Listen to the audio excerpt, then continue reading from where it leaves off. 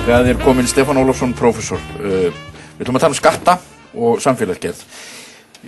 Það eru talsverðar skattabreytingar sem að ríkisstjórnin að boða núna og það við erum að horfa til dæmis upp á þrepaskatt sem við höfum ekki haft hérna og það verður tekinu upp eignaskattur á eignir sem eru yfir ákveðinu hámarki og svo fjármagnstekjuskattur hækkaður. Og það sem mér langar eiginlega til að gera með þér, Stefán, því þú nú pælt mikið í sköttum hérna gegnum árin, það svona að reyna að setja þetta aðeins í samhengi við það sem við höfum haft áður og stefnuna eins og hún var. Þetta róttæk stefnubreiting?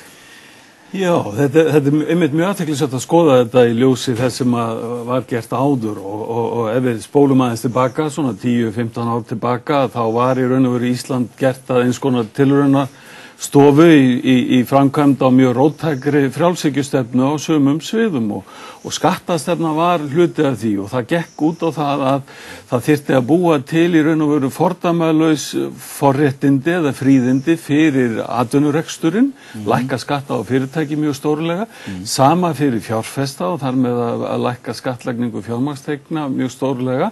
Og hugsunin með þessu var svo sem eiginlega svona ameríska frjálshyggjukenningin, trickle down teórían eins og hún kölluð á ensku, að ef þú gerir vel við fyrirtækin og við fjárfestana, hátekjufólkið og stóreignafólkið, að þá munu þeir gera meira í þjóðfélaginu, fara út í meiri framkvæmdir, skapa fleiri störf og það muni hrynja svona af þeirra borðum, þeirra velgengni muni smitast niður til hinna. Og það svona heila hugsunin sem var svona bak við þetta. En skattar voru lækkaðir til muna á fjármagn og fyrirtæki? Stórlega, já. Þannig að skattlagning á hvoru tveggja var orðin eins og allra lægsta sem að þekkist í OECD-löndunum og þessu fylgdi líka alls konar svona lausung eða frelsi í tengslum við meðferð skattamála eins og með flutninga á tekjum og eignum í aflandsfélög, í skattaparadísirna. Annað sem að Sveinn Jónsson endurskoðandi vakti athygli á, stofnun einkahlutafélaga sem var innleidd hér og notuð gríðarlega mikið. Mjög stór hópur fólk sem að setti allt sitt inn í einkahlutafélög til þess að forðast að borga skatta. Já, þetta var að prósenturnar séu orðnar svona lágar. Já, einmitt. Og svo annað að menn að fara með penningan úr landi, þrátt fyrir að prósenturnar séu lágar. Nákvæmlega. Það það sem athyglisvert að í raun og veru virkar, ef að það var einhver svona heil brú á bak við þessa stefnu, að þetta væri líklegt til að auka hagvöxt og skila sér í betri kjörum fyrir alla, að þá hefur það algjörlega brugðist. Þetta dró ekki að erlenda fjárfesta inn í landið. Þeir helstu sem komu hingað voru í orkufreka iðnaðinum. Annað voru bara Íslendingar erlendis frá að kaupa og selja sjálfum sér og klíkubræðrum hér heima. Þannig að þetta algjörlega misheppnast og menn gátu reynda að vita það ef þeir hefðu hort til reynslu Bandaríkjamanna af þessari stefnu. Þetta var sett í framkvæmd í Bandaríkjunum, ekki nærri eins róttækt eins og hér hjá okkur, upp úr 1980 á Reagan-tímanum sem sagt. Og það sem gerðist í Bandaríkjunum eftir það var það að afrakstur hagvaxtarins, hann rann fyrst og fremst til hátekju- og stóreignafólksins, efstu 5-10%.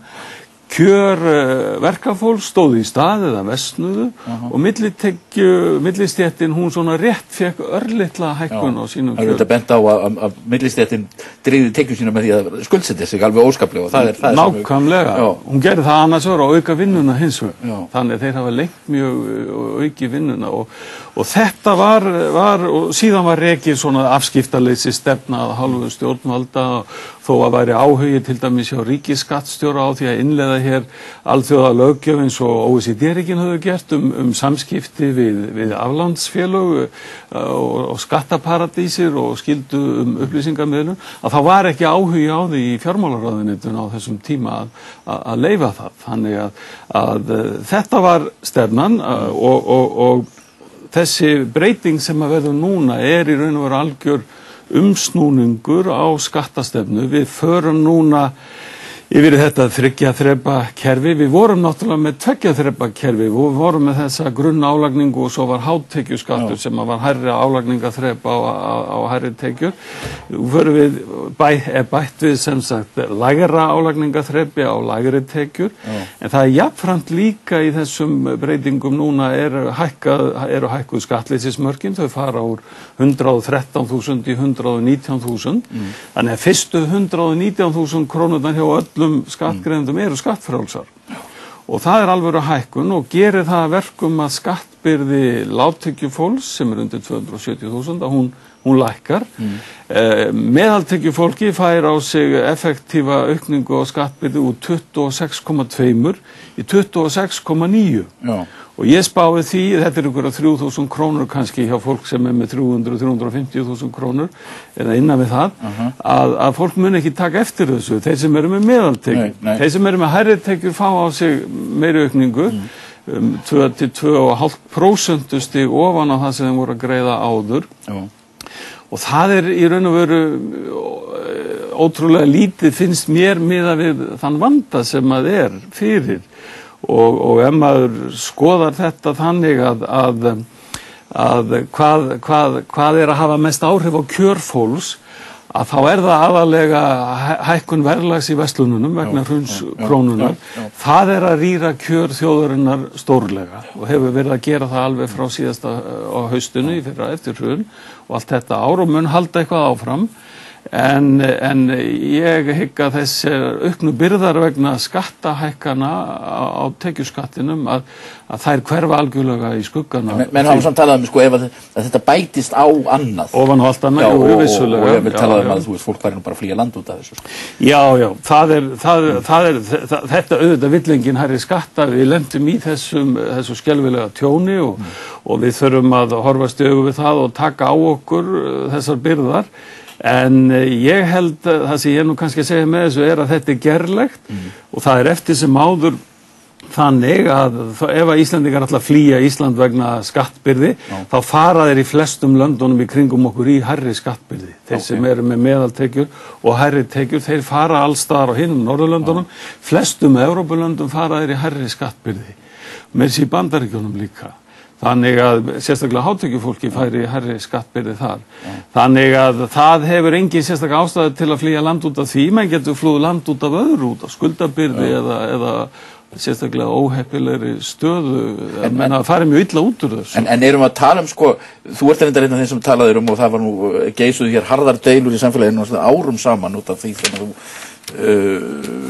komst með og fleiri að skattkerfið hefði verið að auka ójöfnuð í samfélaginu og erum að fara út úr því yfir í meira jöfnunarkerfi eða hvað? Já, það sem að gerðist í með þessum breytingum á skattkerfinu, einnig var rýrnaði barnabæturnar og vaxtaafslátturinn rýrnuðu líka á þessum tíma. Þannig að jöfnunaráhrifin eins og þú segir, þau minnkuðu stórlega og skattakerfið jók ójöfnuðin. Núna þessu snúið við og á frekar hóflegan hátt myndi ég samt segja. Við færumst núna nær því sem að lang algengast í Evrópu. Og allstaðar í Evrópu eru 2 eða fleiri skattþrep. Það lang algengast að þessu fleiri en 3 skattþrep í Evrópu. Og í flestum OECD-ríkjunum. Það eru undantekningarna, við vorum í undantekningahópi hér með einn flatan skatt. Og við fáum meiri jöfnunaráhrif úr þessu skattakerfi en samt verða þau umtalsvert minni heldur en á hinum Norðurlöndunum vegna þess að skattlagning hærri tekna á Íslandi, hún verður áfram talsvert lægri heldur en skattlagning hærri tekna. En þá frjálshyggjutilrauninni lokið? Já, ég myndi segja að henni sé að hálfu ríkisstjórnarinnar búið að snúa skipinu við. Það tekur svolítið tíma eins og fyrir stór skip að breyta stefnu, skriðþungin hefur sitt. Já, ég myndi segja að það væri tvímælalaust búið að snúa þessari stefnu við, já. Ég ætla að nefna hérna í lokið því þú kynntir daginn könnun sem að þú hafði gert á svona þeim hugmyndum sem að fólk hefur það hvert samfélagið eigi að stefna varðandi svona þjóðfélagsgerð, frelsi einstaklingsins, ef menn nefna skandinavísku leiðina, bandarísku leiðina og þú kannski segir mér stuttlega frá niðurstöðunum. Já, þetta var sem sagt könnun sem var gerð á fyrirhluta þessa árs meðal almennings á Íslandi og fólk var spurt hvernig það vildi að Ísland framtíðina liti út. Og þá spurtum viðhorf til hlutverks ríkisvaldsins, til markaðarins, áherslu á jöfnuð, áherslu á frelsi einstaklinga, áherslu á velferðarmálin og lýðræðið og þáttöku og fleira slíkt. Og eitt af því sem við spurðum markvisst var hvort að menn vildu að Ísland framtíðina líktist skandinavísku þjóðfélögunum meira og við það er yfirgnæfandi stuðningur. Við spurðum líka sjálfstætt hvort að fólk vildi að Ísland framtíðina líktist bandaríska þjóðfélaginu meira og menn hefðu svo sem geta verið sammála báðum sko, ef þeir hefðu sagt sem svo að þeir vildu fá það sem er gott í Bandaríkjunum.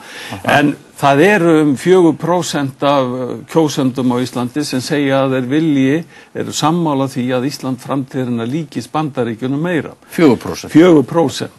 Og í meðal stuðningsmanna Sjálfstæðisflokksins þá er þetta stærri hópur en samt mikill minnihluti stuðningsmanna þar og það sama sjáum við líka þegar við spurjum viðhorf til þess að láta markaðinn leiðrétta sig sjálfan, að láta leið markaðarins í að vinna okkur upp úr kreppunni, að þá er mjög lítill meirihluti sem að hefur þá trú á markaðinum að meðan kjósi þá leið og þannig og þetta mörguleyti var athyglisvert fannst mér með þjóðfundin einmitt, það sem að kemur út úr honum, þessar áherslur sem að fólk vil leggja þar, að þær eru mjög í samræmi við þessa könnun. Að það er þessi áhersla á heiðarleika, jöfnuð og svo þegar fólk var spurt framtíðarsýn að þá er alltaf í einu eða öðru formi talað fjölskylduvænt velferðarsamfélag með gott heilbrigðiskerfi, góða menntun og markaðurinn er ekki nefndur. Frelsi einstaklinga er ekki nefnt í gögnum þjóðfundarins nema í algjörum þá undantekningum og ekki það að ég vilji segja eða túlka þetta þannig að menn séu andvígir frelsi einstaklinga en það var dálítið partur af þessum tíma á Davíðstímanum var það frelsi einstaklinga sem að öll stefna var réttlætt í krafti þess en menn hafa snúið sem sagt af þessu og það virðist alveg ljóst að þjóðin hefur dregið mjög afgerandi ályktanir að þessari reynslu af hruninu. Og fólk vill til Skandinavíu sem sagt. Já, það vill, ég held að menn sé eðlilegt að túlka það þannig að við eigum að leita til Skandinavíu, fremþjóðun á hinum Norðurlöndunum eftir því sem að þar hefur best heppnast. Það er ekki spurning að við ætlum að vera eins og Svíar og Svíar séu leiðilegir eða eins og Finnar sem séu þungir eða ég myndur að kjósa Dani sem eru skemmtilegir. Ég er glað, stundum allavega. En hérna þetta spurning að sækja það sem vel hefur heppnast þar og þetta fín og góð framtíðarsýn vegna þess að þetta engin draumórar eða þetta ekkit mýraljós einhverja fjármálamiðstöð öfgafullrar frjálshyggju. Skandinavísku þjóðfélögin eru til, þau ganga vel, þetta eru farsælustu þjóðfélög heimsins sem færa flestum þegnum hvað best lífskjör á öllum sviðum og virka hvað best og þar með lýðræði í þessum löndum og þetta held ég holl og traust framtíðarsýn fyrir íslenskt samfélag að hafa og það uppörvandi finnst mér að þjóðin skuli vera að hugsa á þeim nótum. Stefán, takk fyrir að koma í þáttinn. Við klárum þetta með Andra Geir hérna rétt á eftir.